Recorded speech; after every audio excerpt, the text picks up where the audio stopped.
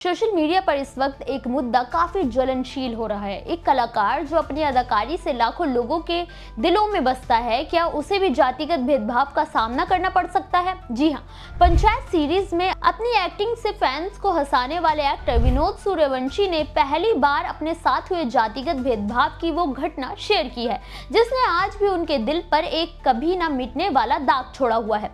बचपन से मुंबई में रहने वाले विनोद सूर्यवंशी ने कभी नहीं सोचा था कि अपने गांव की जिस मिट्टी से उनके पिता इतना प्यार करते हैं, वही मिट्टी उन्हें इस हद तक अपमानित महसूस करा सकती है। इसका खुलासा खुद विनोद सूर्यवंशी ने किया है कि कैसे एक पढ़े लिखे समाज से आने के बाद भी उनकी जाति आड़े आ गई और उनकी उम्मीदों से परे उन्हें न केवल जातिगत भेदभाव झेलना पड़ा, बल्कि उन्हें अपने सामने पिता को भी जूठे बर्तन धोते हुए देखना पड़ा।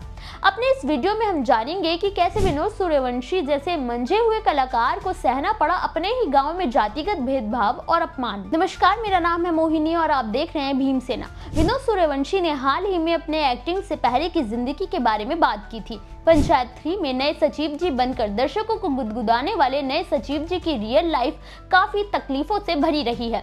उन्होंने बताया कि उनका परिवार काफी गरीबी में पला बड़ा है। उनके पिता राजमिस्त्री का काम किया करते थे और उनकी माँ घरों में झाड़ू पोछा लगाने का काम करती थी।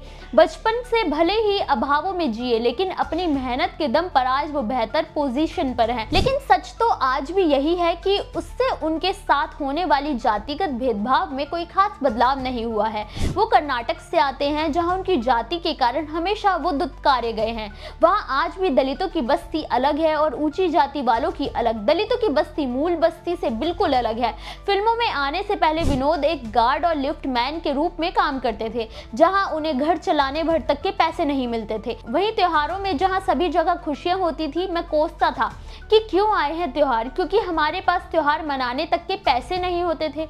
मेरी सफलता से भले ही लोगों को खुशी मिले, लेकिन मेरी परिवार की आंखों में राहत के आंसू थे, जो उन्हें उस लाचारी से निकालने के लिए ही थे। विनोद ने बताया कि उनके गांव में जातिगत भेदभाव ऐसा है कि एक बार बचपन में जब वो करीब 8 से 9 साल के रहे होंगे, तब वो अपने पिता के साथ गांव गए थे, जहां गांव के बाहर उन्होंने एक छोटे से होटल में खाना खाया था।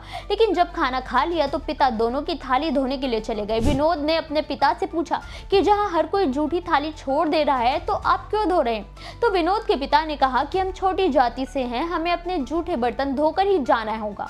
विनोद के लिए यह घटना काफी तकलीफदेह थी।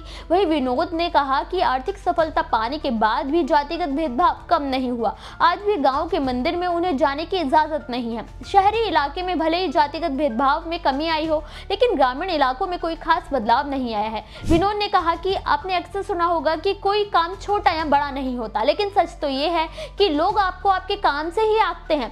आपके काम और आपके पास कितने पैसे हैं, उससे आपके स्टेटस को नापा जाता है। काम और पैसा जितना ज्यादा होगा, आपकी इज्जत भी उतनी ज्यादा ही होगी। विनोद का ये दर्द बताता है कि फैंस केवल किसी सितारे की सफलता और असफलता देखते हैं, लेकिन उनके पीछे का स्ट्रगल अक्सर हम इग्नोर कर देते हैं। विनोद सूर्यवंशी भले ही एक स्टार बन गए हो, लेकिन गांव में उनकी पहचान से आज भी जाति है कि जाति नहीं।